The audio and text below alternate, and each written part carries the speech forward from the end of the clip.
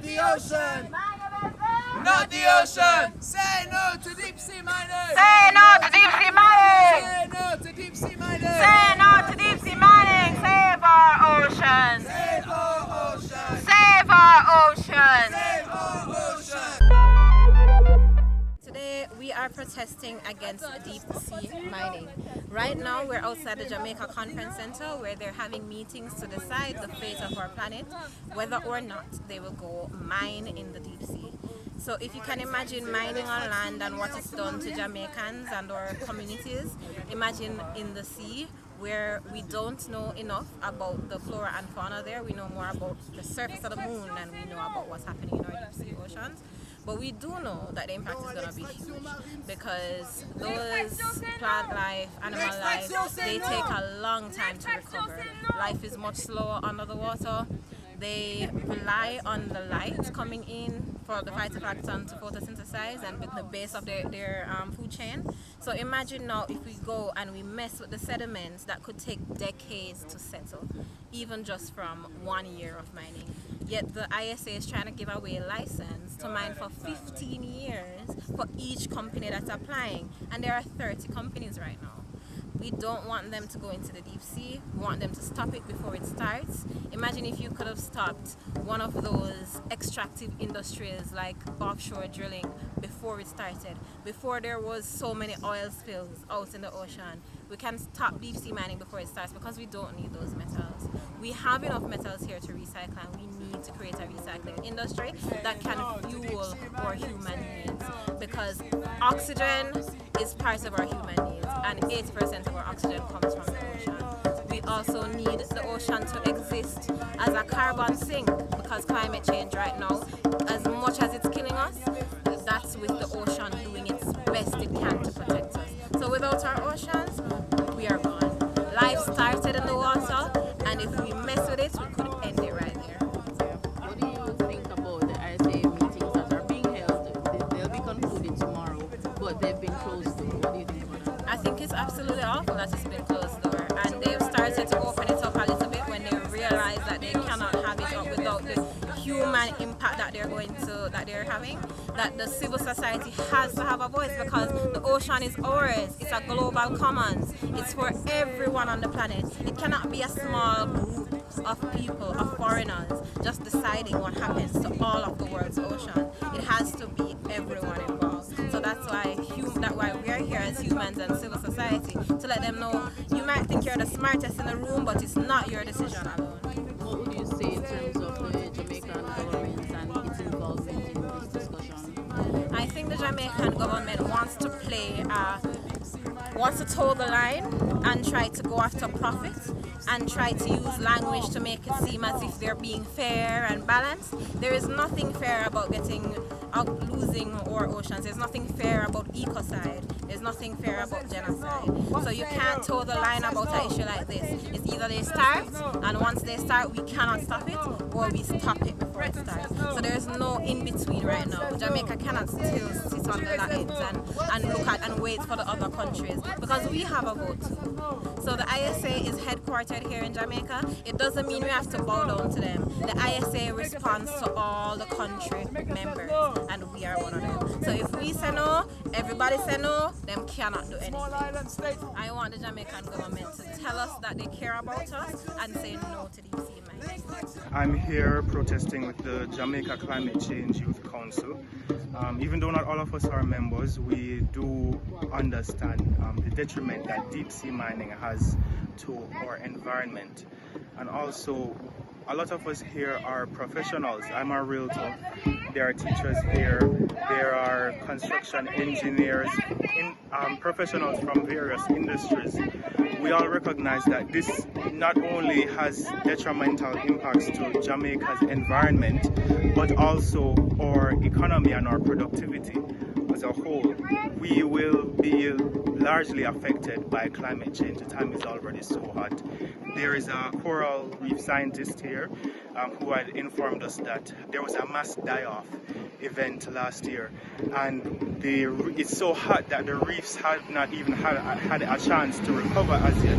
You know, these are things that are really bad for Jamaica. not just for our environment, but think about the products of our country, tourism, things like that. It is going to negatively affect us. And so when these other countries are, voting yes to deep sea mining, it's things that will benefit them. But we can't vote yes with them just because we want to be a part of the program. We have to think about our own country's interests. In terms of the meetings, as I would have mentioned before, they're closed doors. What's your own opinion of that? I think that the general public should definitely have more knowledge of what's going on inside of these meetings, inside of these conference rooms, right? Because a lot of people have no idea what deep sea mining is. They have no idea of the effects that it will have on us as a country. And here we have various delegates and so on voting on behalf of a nation that has no idea what is being voted on. We're here in Kingston, Jamaica at the International Seabed Authority, where states are negotiating a draft mining code that, if agreed and adopted, would potentially open our ocean up to the largest mining operation humanity has ever seen. And so what we've seen here over the last 2 weeks is states have come to Jamaica to try to work on this code, but really we're seeing quite divergence of views of what this code could look like. What we do know, though, is that deep sea mining will cause irreversible and permanent damage to our ocean if we do let it go ahead, right? And so what we're trying to do is we need more science, more time to figure out the full impacts and scales of deep sea mining on biodiversity, on climate, before we allow this industry to go ahead, which is why we're advocating for a moratorium or precautionary pause on the new destructive industry that's going ahead. And so to date, although we're seeing a divergence of views between states on the regulations of what this could do, we are seeing a convergence of states starting to support a moratorium precautionary pause. 2 years ago we had 0 countries supporting one, but now 2 years later we have 25 countries supporting a moratorium or precautionary pause, with Denmark becoming the latest country last week announcing their support.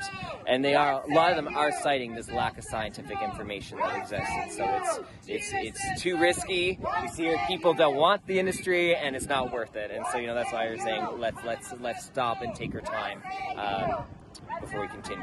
Yeah, but can you tell us though how effective is the ISA meetings being held now, and what can we see coming from those meetings? How effective? So there is the divergence of views, I guess, on this as well. They are gradually working their way through this new draft text that was provided by the president of the ISA. There's multiple concerns raised about that draft text, or mining code is what it would be. We saw some issues where proposals from some mining companies were included over state proposals when this is a state-led process, weakening of environmental provisions. There was no track changes in this new draft text, so we can't see which countries submitted these proposals, and so there's a lack of clarity and confusion on this. And so this is the basis of the negotiations here, right? And so if there's that lack of clarity, it's quite problematic. And then as well, I think at the start of the meeting, there was quite a strong push by the ISA Secretariat and Council President to move discussions to closed-door sessions, or what we call informal informals. And what that would do is silence the voice of civil society, NGOs, and Indigenous voices that are here at the ISA trying to advocate for humanity and the ocean and for all that live on this planet, right?